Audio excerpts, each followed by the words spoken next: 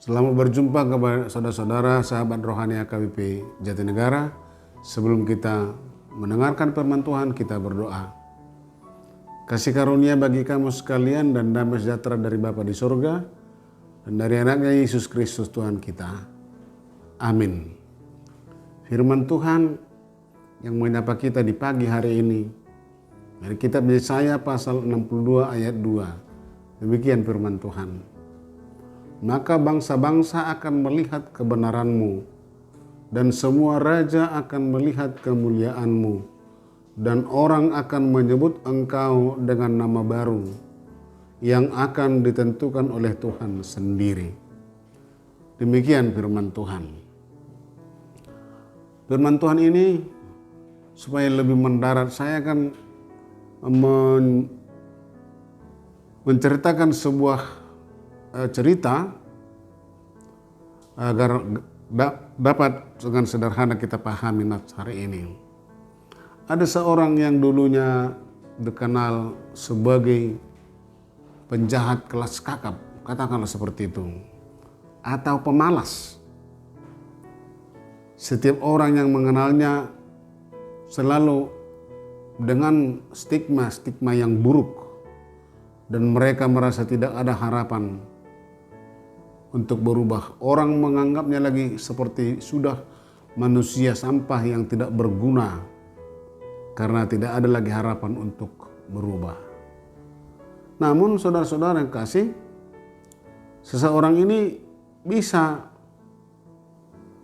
di saat tertentu bisa bertobat, menjalani hidup baru dalam Tuhan, dan memiliki komitmen untuk melakukan yang benar.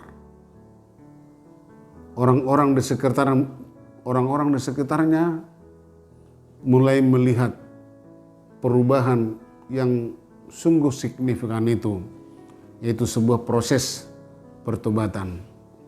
Dia menjadi lebih jujur, dia bekerja lebih keras dari pemalas sekian, dan lebih peduli terhadap orang lain. Lambat namun pasti, orang-orang mulai menghormatinya, bukan karena siapa dia dahulu. Orang-orang tidak lagi melihat masa lalunya,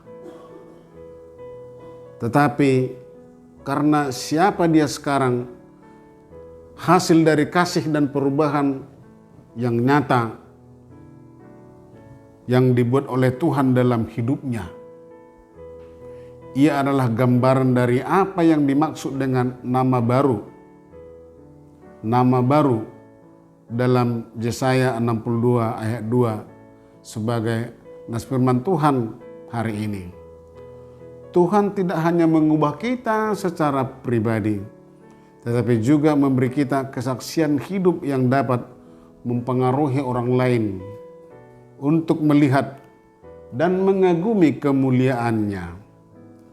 Tuhan menawarkan kita kesempatan untuk memiliki nama baru yang mencerminkan kemuliaan-Nya, dan melalui hidup yang berubah ini kita dapat menjadi saksi yang membawa bangsa-bangsa melihat kebenaran dan kemuliaan Tuhan. Pemirsa Saroha, di dalam Alkitab perubahan nama sering menandakan perubahan status atau panggilan, dan sering juga dikategorikan perubahan nama ini adalah sebuah pertobatan dari masa lalu ke masa yang depan.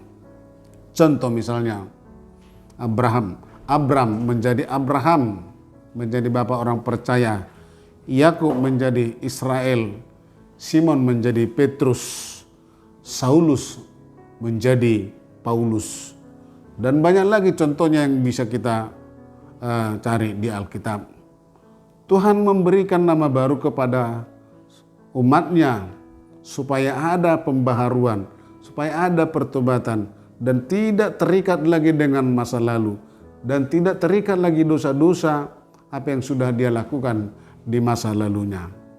Ingatlah, Tuhan memberi kita identitas baru sebagai anak-anak-Nya yang ditebus dan dimuliakan. Karena itu terimalah identitas baru di dalam Kristus. Jangan biarkan dosa, jangan biarkan kegelapan di masa lalu menghalangi untuk menerima pencerahan atau terang kasih karunia dari Tuhan. Yakinlah kita, jika kita hidup dalam kebenaran Tuhan, maka Ia akan menggenapi janjinya untuk memulihkan hidup kita. Biarlah hidup kita menjadi terang bagi sesama, sehingga mereka melihat kemuliaan Tuhan dalam diri kita. Tuhan Yesus memberkati. Amin. Kita berdoa. Terima kasih Tuhan atas firman-Mu di pagi hari ini. Kami benar-benar Tuhan melihat keagungan dan kebenaran-Mu yang senantiasa memberi kami kekuatan agar kami memiliki berangan yang baru sesuai dengan yang baru yang Tuhan berikan kepada kami senantiasa setiap saat, supaya jelas nyata pembaruan di dalam hidup kami pribadi lepas pribadi. Terima kasih Tuhan, Engkau kuatkan semua jemaat-Mu yang boleh mendengarkan firman Saroha di pagi hari ini.